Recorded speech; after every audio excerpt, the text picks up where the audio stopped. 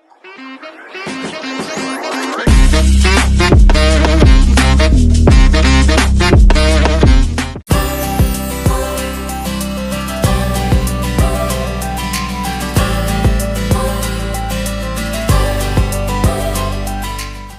guys, it's your girl Kailah, and welcome to the special episode of Slay Century Skills.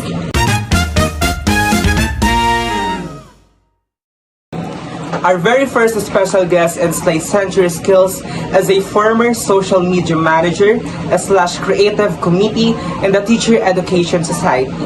He is also consistent VPL and is running for Latin Honor. All the way from 22E, please welcome Jhon Cholo Diones. Wow, hello, good day, Miss Kylie. Good day, how are you? I'm doing great. How's life being an adult student? There are a lot of deadlines to be considered, but I'm doing great so far. So yeah, I'm pushing through. Good to hear. Okay, so are you aware right now about the questions or the topic that we are going to talk today? No, I'm not aware at all. Okay, so I have a few questions here about 21st century skills. Okay, let's start. Okay, for the first question, what are 21st century skills and why are they important for you today? Oh, the 21st century skills have been discussed in one of our courses. So these are the skills that we must consider, especially in our growth as a student and also as a human being. So according to our subject or topic last time, these are divided into 3 categories: the learning skills, the life skills, and as well as the literacy skills. So these are important because they help us navigate with our everyday activities in our lives and also helps us resolve the conflicts that we encounter. So yeah, these are important. We must have these skills. Okay, so we already talked about the conflicts. Can you please give me at least one conflict that you encountered? So for example, when we were having a fight between our friends, so we must solve these conflicts through initiative and having an open communication with one another. So to resolve conflicts between relationships, we must be open to communicate and also become more open to each other with our concerns instead of keeping it inside. Very good. A very, very good answer. Okay, the second question that I read here is, how do 21st century skills differ from traditional academic skills? Oh, well, traditional academic skills are more passive per se. If we look at it in a conservative context, traditional skills are more on the passive side since the students just receive. But now, in the 21st century skills, we are trying to become the fair or the pioneers in the very problems or the navigating of our concepts today. So we are trying to make leaders, not just followers. So if I were to compare the 21st century skills to the traditional ones, I would say that it is much more student-centered and it has more initiative from the students for them to learn on their own.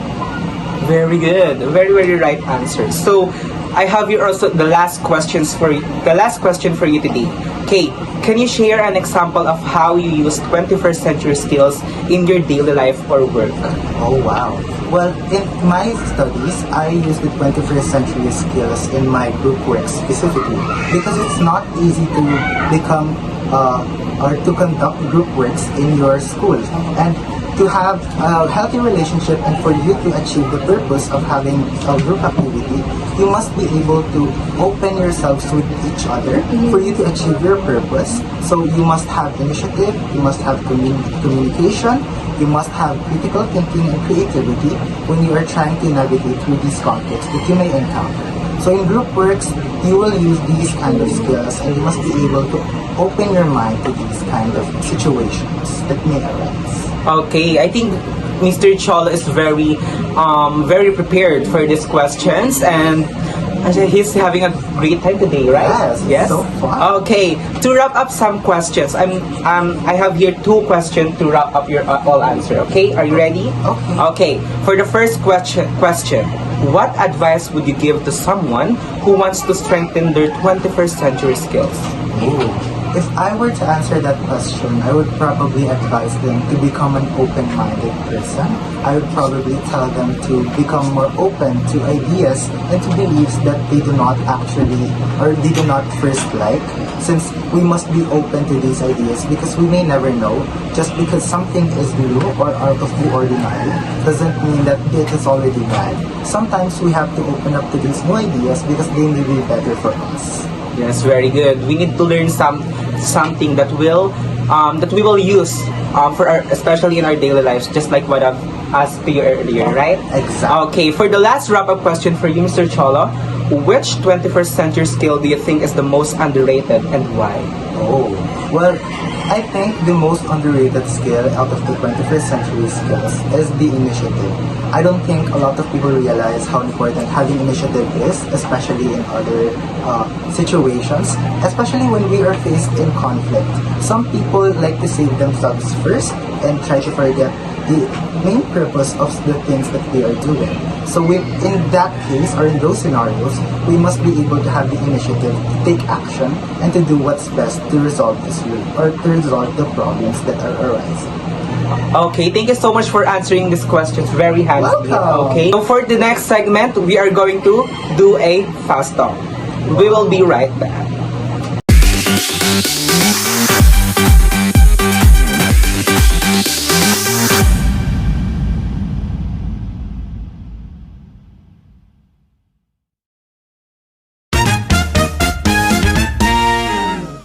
Now, we are going to do a fast talk. Yes, Mr. Cholo? Yes! Okay, so you are going, okay, for this round, you're going to choose only one and you will answer it fastly, okay? Are you ready? Okay.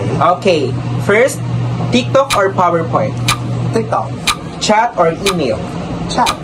Tradition or innovation? Innovation. Teacher or AI? Teacher. Face-to-face classes or online class? Face-to-face. Solo project or group work? Solo project. Creativity or critical thinking? Creativity. One word to describe Gen Z students. Oh, resourceful. Most 21st century thing you did today. Open my phone. Favorite app for productivity. I'm sorry? Favorite app for productivity. Oh, Google. Hard skill you wish you had. Playing piano. Leadership in one word. Initiative. Okay. Thank you so much, Mr. Cholo, for your time and for answering these questions very, very honest. Yes, it was very fun. I had a fun time with you. Thank you. I hope you had a good day. Okay, let's say bye to our viewers. Bye!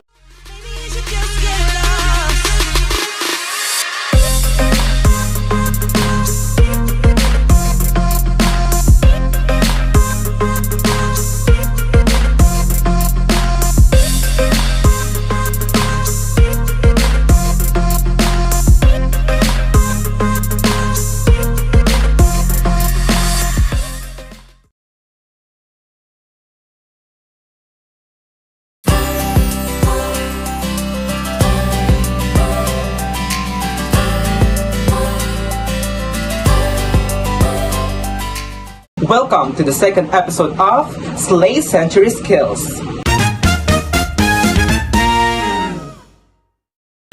Our second guest for today is a former SSG Comelec, co-chairman in junior high school, a YesO president in junior high school, a former tutor in Tarabasa, also former Filipino Club vice president in junior high school, former English Language Society of Senior High School in San Nicolas, consistent honor student in senior high school, English major education student, and the marketing secretary in her job.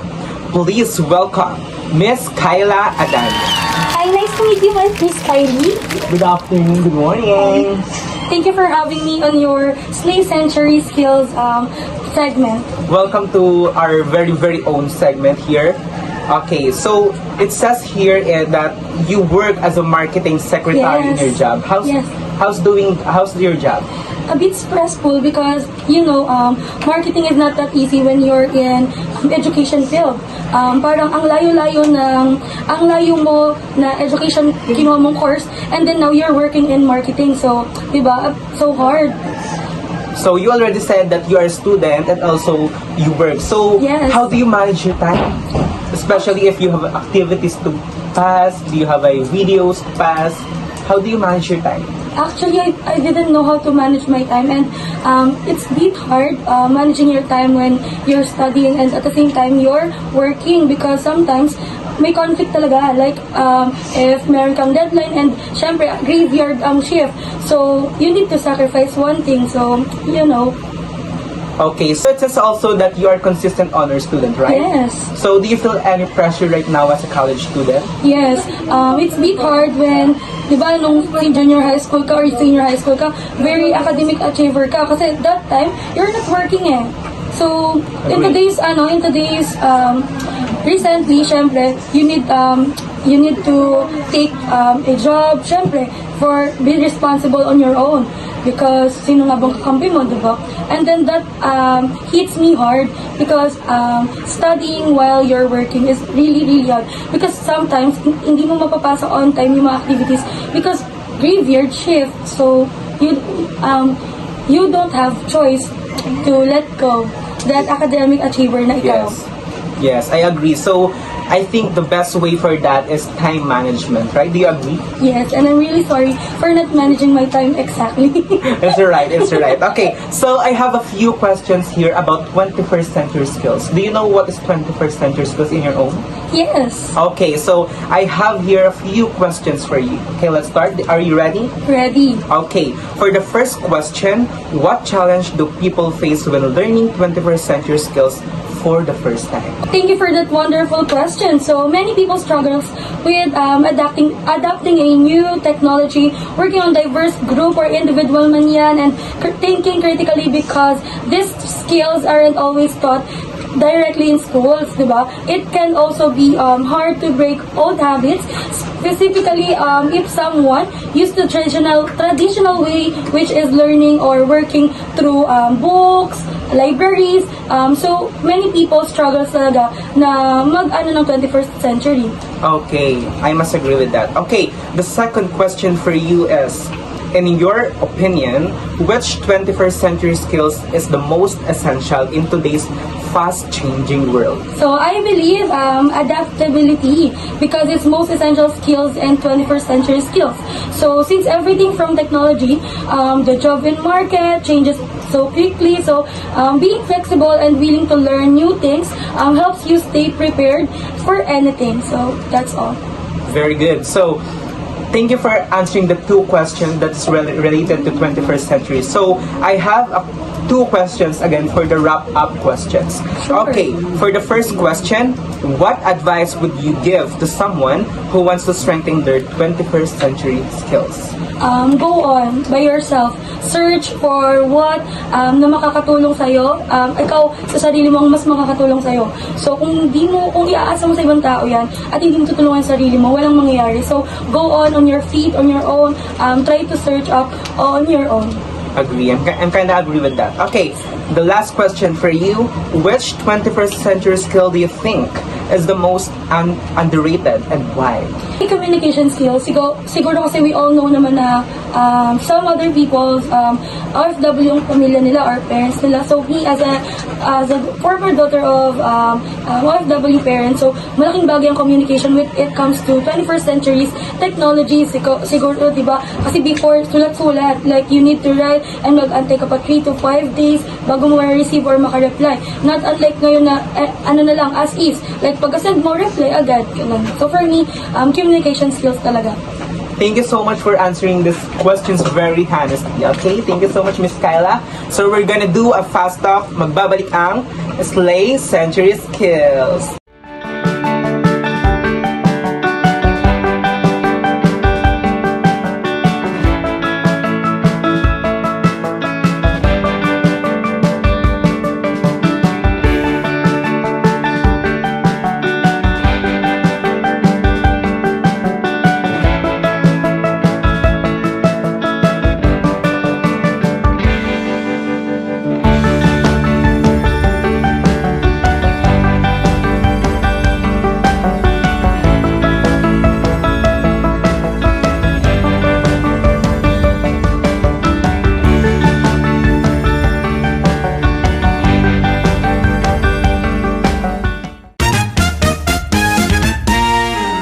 And now we're going to do the fast talk. Are you ready, Miss Kailah? Ready, ready. Do you feel any pressure right now? I don't feel any pressure. Okay, for the first question, TikTok or PowerPoint?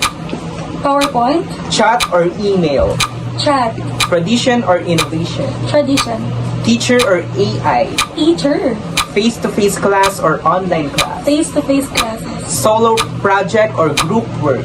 solo project, Creativity or critical thinking? creativity, One word to describe Gen Z students. stubborn, Most 21st century thing you did today. scrolling on my phone, Favorite app for productivity. Canva, Hard skill you wish you had. dancing, Leadership in one word. hard. Oh, okay, thank you so much, Miss Kailah, for your time here at Slay Center Skills. I hope you had a good time. Thank you, Miss Kylie, and nice meeting you.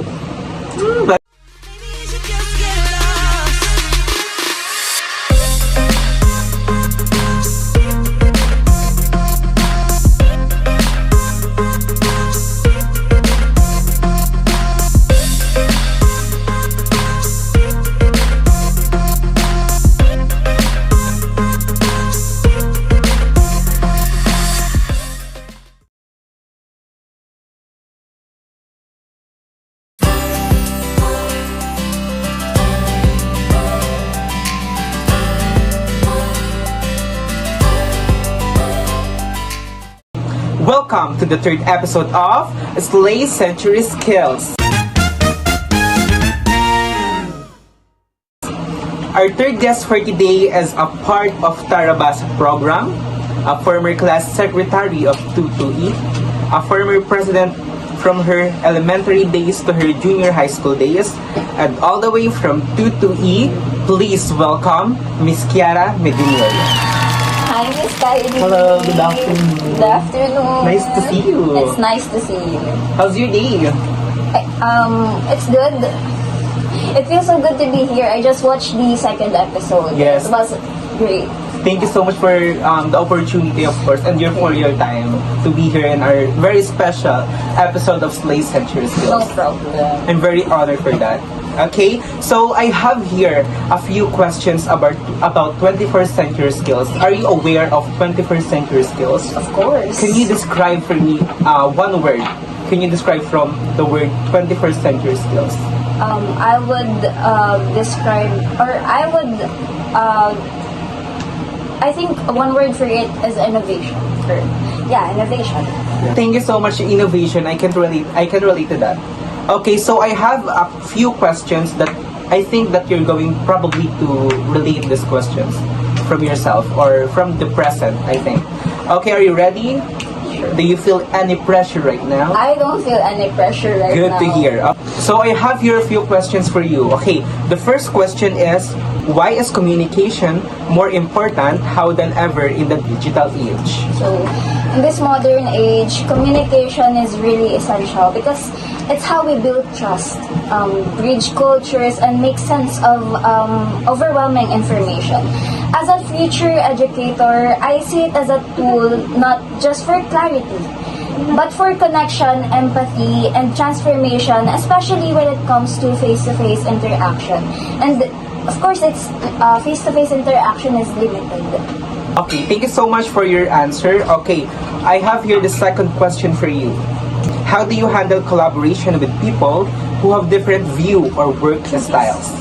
Ooh, that's a pretty hard question. I think I approach collaboration with openness and respect, especially when working with people who have different perspectives or styles. I see those differences as opportunities for learning and growth. I listen actively, look for common goals, and adapt my communication so we can meet in the middle. In my experience, mutual respect and shared purpose make it easier to blend strengths and navigate challenges together. I kinda agree with that. Thank you so much for answering it honestly. So I have here the wrap-up question for you. Okay, are you ready? Okay, for the first question, what advice would you give to someone who wants to strengthen their 21st century skills? So I guess to strengthen 21st century skills, I believe it's important to stay curious, adaptable, and collaborative.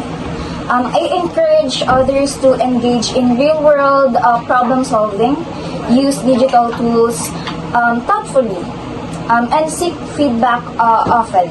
Personally, I integrate creativity and critical thinking in my work, whether through storytelling, reflective journaling, or culturally relevant materials. Because these practices cultivate both empathy and innovation, which I see as core through thriving in today's world. Thank you so much. Okay, the last question for you is, which 21st century skill do you think is the most underrated and why?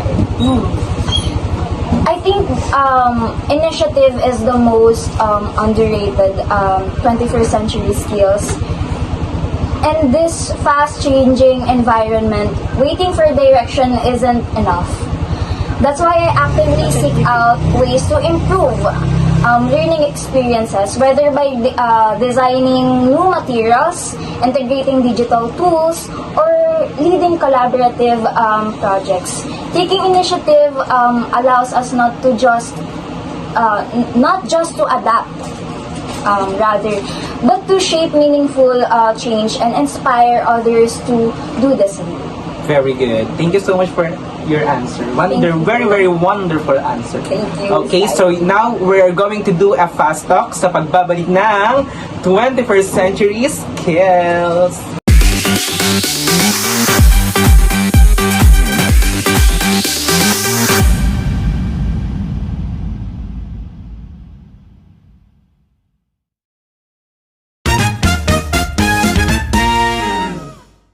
Babalik ang 21st century skill.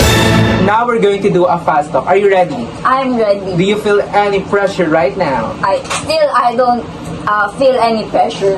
Wow, what a very composed of yours. Thank you. Okay, TikTok or PowerPoint? TikTok. Chat or email? Chat. Tradition or innovation? Innovation. Teacher or AI? Teacher, of course. Face-to-face class or online class? Face-to-face class. Solo project or group work?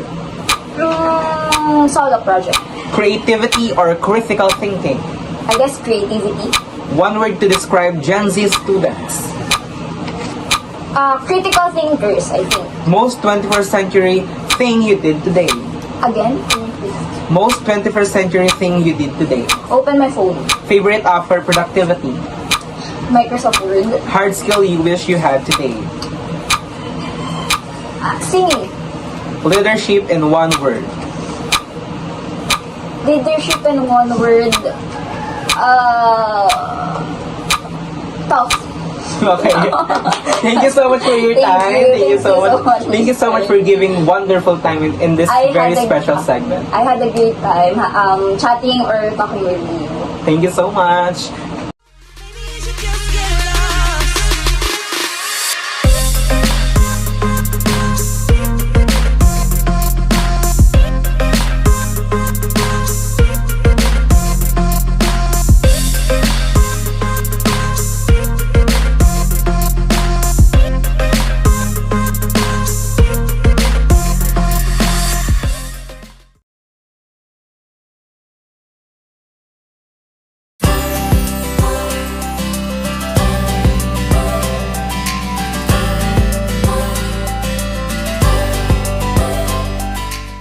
Welcome to the 4th episode of Slay Century Skills.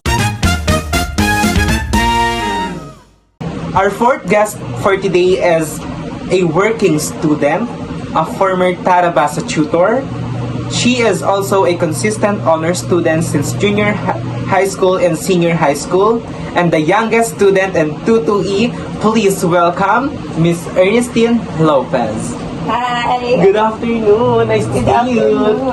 Thanks for having time here. Thank you for having me. Yes, thank you for having us here at Slay Center Skills. So, how are you today? I'm fine.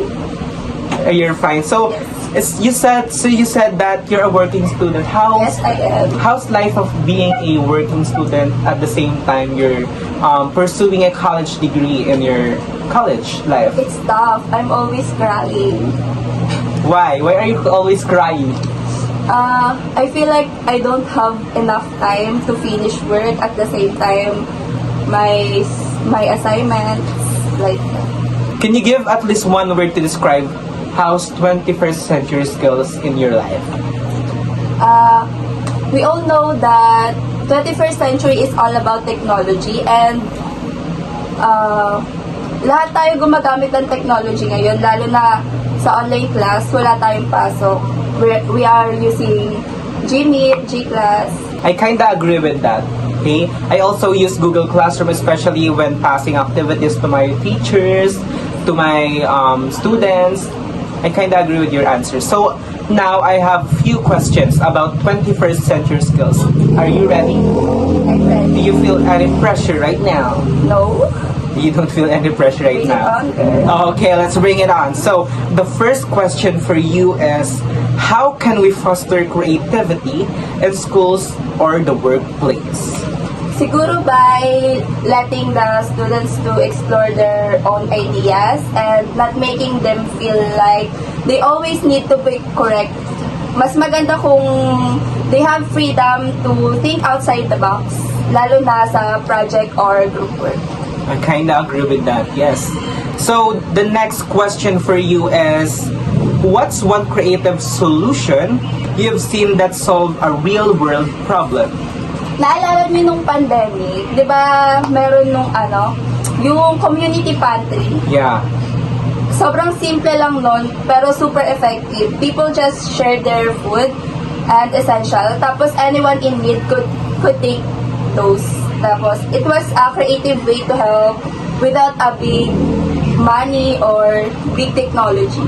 Yes, Puro creative. yes, community pantry in COVID days is very important because it also help us, right? And it feels like Nakakuha din ako dun. yeah, you're a beneficiaries of that particular event or particular idea of the community pantry, and it is very important for us to help each other in very hard or in any hard situation that we are facing as a country, right? Yes. Okay, so to wrap up some ideas that you give or answers that you give earlier, I'm going to ask a wrap-up questions for you. Are you ready?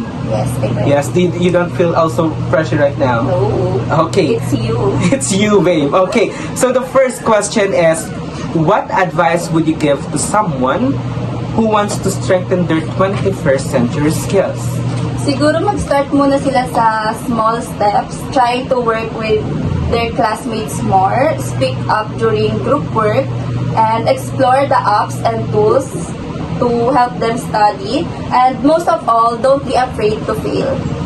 Yes, don't be afraid to fail because sometimes failure Yeah. is a lesson for us, right? Minsan di na nila sinusubukan kasi takot sila mag-fail. Yes, okay.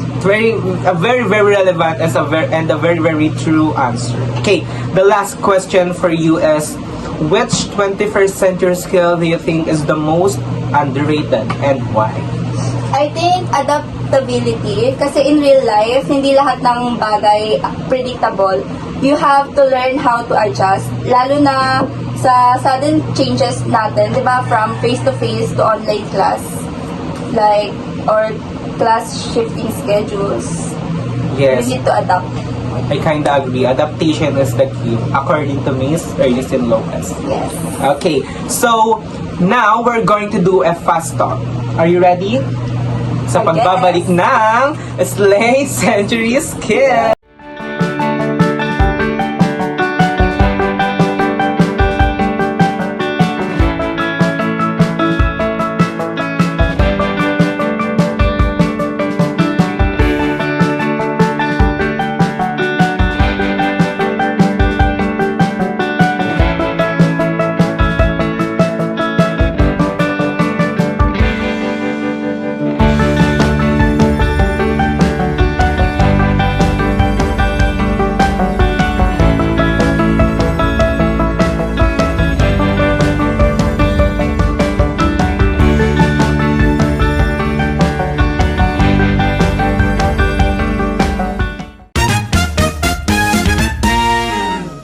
we're back. We're going to do a fast talk. Are you ready?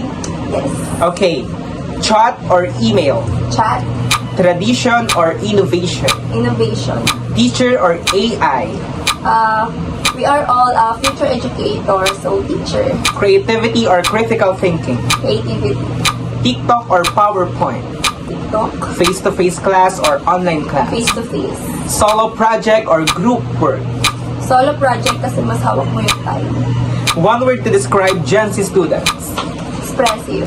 Most 21st century thing you did today. Open my phone. Favorite app for productivity. Canva. Hard skill you wish you had.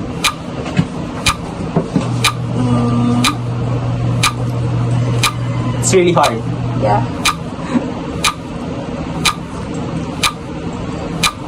Kaya kasi lahat eh. Ay, grabe. She's perfect, right? Okay, what skill? Tingin na lang. Okay. Leadership in one word. Influential. Thank you so much for your time, Ms. Thank you. Ernestine. I hope you had a good time. And thank you Yes. for so much for your time here visiting the Slay Center Skill episode. Thank you for having me ulit. Okay, bye! Okay, next.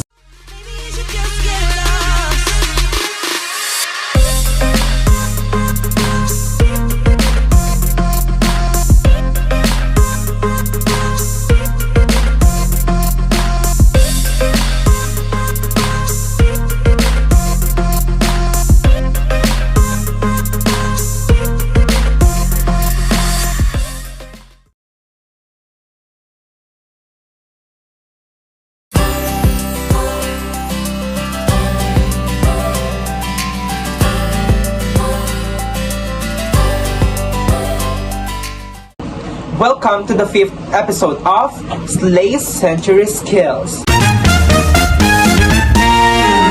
Our 5th guest for today is a former Tarabasa Tutor Year 2025, a consistent honor student in senior high school, a former secretary and Barkada Contra Droga in senior high school year 2022 to 2023. Please welcome Mr. Mark Illustre. Hello, Miss Kailah. Good afternoon. Thank you for having here. Yes, it's very it's an honor actually to be here in your, or guest in your special episode. Yes, special episode of Slay Center Skills. Thank you for giving us a wonderful time for today. Okay, so are you aware of our topic for today about 21st century skills? Yes, I'm very aware of our topic for today for our special episode, which is we will talk about different 21st century skills. Okay. Can you give me some word or one word to describe 21st century skills? I think when you say 21st century skills, talks about innovation. Innovation. Talks about changes. Yes, changes. From traditional to 21st century skills. So there are set of abilities such as being media literate and information literate added in our 21st century skills. I kind of agree with that. Especially now, there are many AI-generated videos that spreading in our social media platforms, right? Yes, Are you yes. aware of that? Yes, I'm very aware of Yes. that. Okay. So I have a few questions about 21st century skills to you. Are you ready? Yes, I'm ready. Do you feel any pressure right now? No, I don't feel any pressure right now. Good. Okay. For the first question, how important is to the students in the 21st century to become digital and media literate? So thank you for that wonderful question. But before that, let us first define what does digital literacy means. So when we say digital literacy, it is the ability to find, evaluate, create, and communicate information using digital technologies, including computers, mobile devices, and internet. And while the media literacy, it is the use of our critical thinking to parse or to create mass media, and especially as a consumer and an age of online misinformation and disinformation. Yes, what a good answer. So as a student, can you give please one app that you are currently using or do you usually use in your schoolwork or workloads? Okay, one of the digital app I use in my schoolwork is the Google Classroom. So Google Classroom plays a essential role, especially in distance learning, wherein hindi mo na kailangan pa pumunta in the school to pass the activities or the hard copy of our paperwork. So you just upload it in our Google Classroom, and then the teacher can check it or review your work in the activities they posted. I kind of agree with that. Google Classroom is very essential, especially in our modality that we have two kinds of modality, which is the asynchronous and the synchronous, right? Yes. So Google Classroom is probably the most useful app for nowadays, especially in online class. So I have here the second question for you. Do you think that schools in the Philippines are doing enough to prepare students for digital world? Why or why not? In my own opinion, I think schools in the Philippines are not doing enough in what your question again? In to prepare students for digital world. Why? Because according to my source or to my research, over 35% of public schools in the Philippines still lack internet, according to Manila Bulletin, published year 2024. In addition to that, around 20% of schools don't have functional computers, according to Philippine Star in year published 2023. Also, the majority of students have little to no exposure to AI, automation, or digital tools, according to Sibog et al. In year 2024. So, I think Philippines are not yet ready or not doing enough to prepare students for digital work. What a wonderful answer, and what a wonderful citations of your answer. So I think you kinda research or use study about it. Yes. Right? Yes. Okay, so to wrap up some questions about our questions earlier, I have two questions for you. Are you ready? Yes, I'm ready. Okay, for the first question, what advice would you give to someone who wants to strengthen their 21st century skills? I think the advice I would give to the students to enhance their 21st century skills is to engage in the extracurricular activities. Kasi kapag nag-engage sila sa mga extracurricular activities, doon nabuboost yung engagement nila and collaboration nila with their peers and with their classmates or with their schoolmates. So, in this way, mas nakukuha nila yung essential skills in the 21st century, which is yung dalawang yon, yung collaboration and the engagement with their peers or with their classmates. What a wonderful answer. So, the second question for you is, which 21st century skill do you think is the most underrated and why? I think the most underrated 21st century skills, for me, for my opinion, is the critical thinking skills.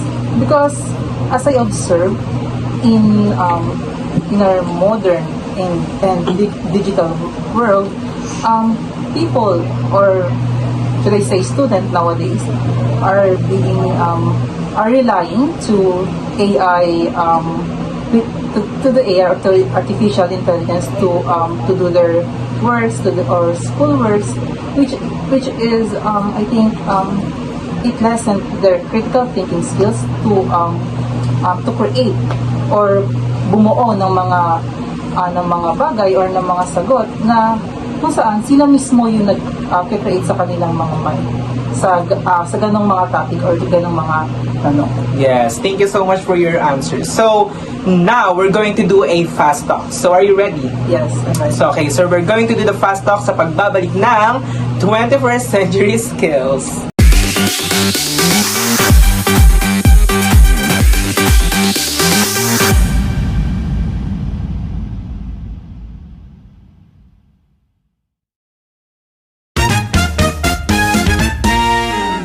now we're back. We're going to do the fast talk. Okay, are you ready? Yes, I'm ready. Chat or email? Chat. Tradition or innovation? Innovation. Teacher or AI? Teacher. Creativity or critical thinking? Creativity. TikTok or PowerPoint? TikTok. Face-to-face class or online class? Face-to-face class. Solo project or group work? Solo project. One word to describe Gen Z students. Creative. Most 21st century thing you did today. Open my phone. Favorite app for productivity. Chat GPT. Hard skill you wish you had. Singing and playing piano. Leadership in one word. Responsible or responsibility.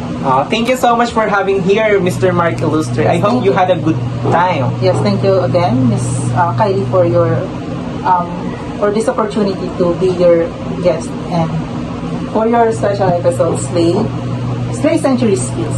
Okay, so see you on the next episodes. Bye!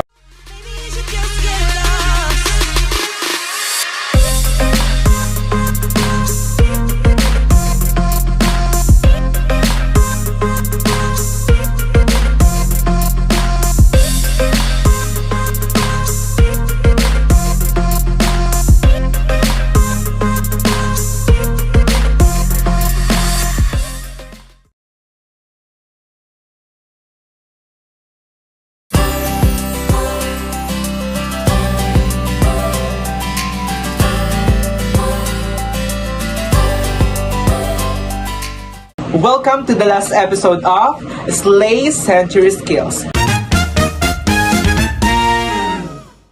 For today's special episode, our guest is a part of SMVP or String Race Men's Volleyball team who represented the Cavite State University Bacoor City campus in the previous University Games 2025 held in Indang, Cavite.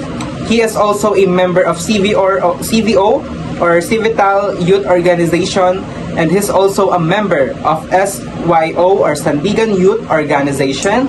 He is also former secretary in English club in senior high school. Please welcome our birthday boy, Ronald Lalera. Thank you so much for having me here. You have so much credentials for today's video. It's not. How's life? How's your birthday for today? It's a little bit sad because I don't have, alam mo yun, wala akong celebration, something. But I think this episode is a very special for you because we're going to celebrate your birthday here in my studio. So are you ready with my questions? Yes. Do you feel any pressure right now? I'm a little bit pressured. Okay, so I have here the questions about 21st century skills. So are you familiar with 21st century skills? Yes, I'm very much familiar. Can you give at least one word to describe how's 21st century skills to you? I would say digital, since a lot of people use digital for their schoolworks or in their works. Right? Yes. Okay. So I have here questions for you. How do you train yourself or your students to become better problem solvers? Alam mo, Miss Kailah, I train myself and my future students to become better problem solvers by feeding their curiosity and asking thoughtful questions. I let them explore different solutions instead of giving their answer right away. We often work on real life tasks where they need to think, plan, and decide as a team. I also guide them to reflect on what they did, work, and what didn't after each activity. Over time, they become more confident and creative in facing challenges or solving the challenges. So yeah, agree with that. So as a future teacher, you don't praise the sentence spoon feeding your students, right? Yes. Okay. Your aim is to feed their curiosity in a way that you are thinking that it will be an effective way to Yes. have their knowledge that especially gain to you. Agree? Yes. Okay. So the second question for you is, what role does failure play in developing critical thinking skills? You know, failure is actually a big part of learning on how to think critically. It shows us what doesn't work and help us ask better questions. I will remind my future students that making mistake is okay. As long as we learn from them, when we reflect on our failures, we become more thoughtful and careful in making decisions next time. It builds resilience and helps us grow, not just as learners, but as thinkers. Very good. Yes, I must agree with that. So you said that failure. So can you please give me an example or give me one event that you think you failed, but how do you solve it with your own thoughts, with your own solutions, or how do you solve it specific I problem? think when I was in grade 12, meron kaming task na dapat ipasa on time, but we didn't pass it on time since kulang nga kami sa time and marami kaming ginagawa. So I consider that as a failure. So and yung solution na ginawa namin is nakausap kami sa mga teachers to para magbakaaw kami, makapasa kami ulit ng mga activities na yun. Very relevant answer. Very good answer. So I have here two wrap-up questions for you. Are you ready? Yes. Okay. So the first question for you is, what advice would you give to someone who wants to strengthen their 21st century skills? I would say start with small steps and learn how to communicate well, listen to others, and be open to feedback. Don't be afraid to try new things even if you fail for the first time, just like what I said earlier. Practice working with different kinds of people because collaboration is key in today's world. In 21st century skills, stay curious and keep learning even outside the classroom. Most of all, believe in yourself and be willing to grow every day. Very nice answer. Okay, the last question for the wrap-up question is, which 21st century skill do you think is the most underrated and why?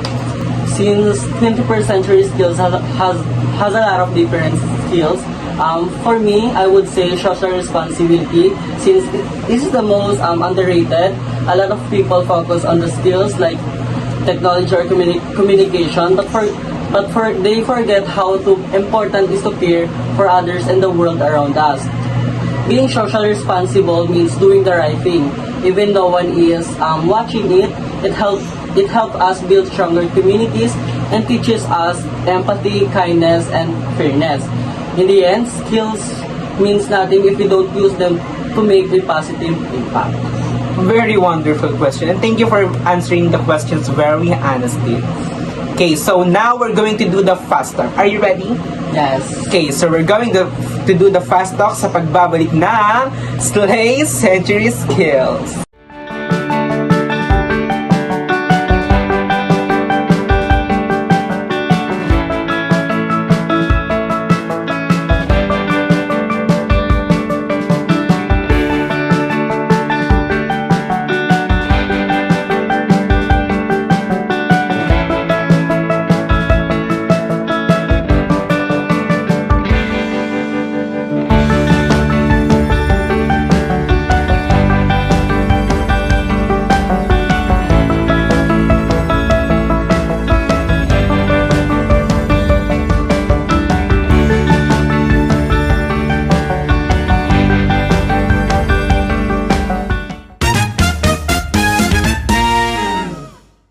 And now we're back. We're going to do the fast talk. Are you ready? Yes. Okay. Group work or solo performance? Solo. Online class or face-to-face class? Online class. PowerPoint or TikTok? TikTok. Critical thinking or creativity? Critical thinking. AI or teacher? Teacher. Innovation or tradition? Of course, innovation. Email or chat? Chat. Leadership in one word? Responsible. One word to describe Gen Z students? Digital. Most 21st century thing you did today? Open my Facebook app. Favorite app for productivity? Canva. Hard skill you wish you had? Guitar. Okay, thank you so much for having me here. Having you here in our special episode. Thank you, Ren, for having me here as your guest, and thank you for celebrating my birthday in your special episode. Do you enjoy the questions? Do you Yes. relate? Are you related to? Do you relate yourself to the questions that I give? Yes, I do. Thank you so much, Mr. Ronald, and happy birthday.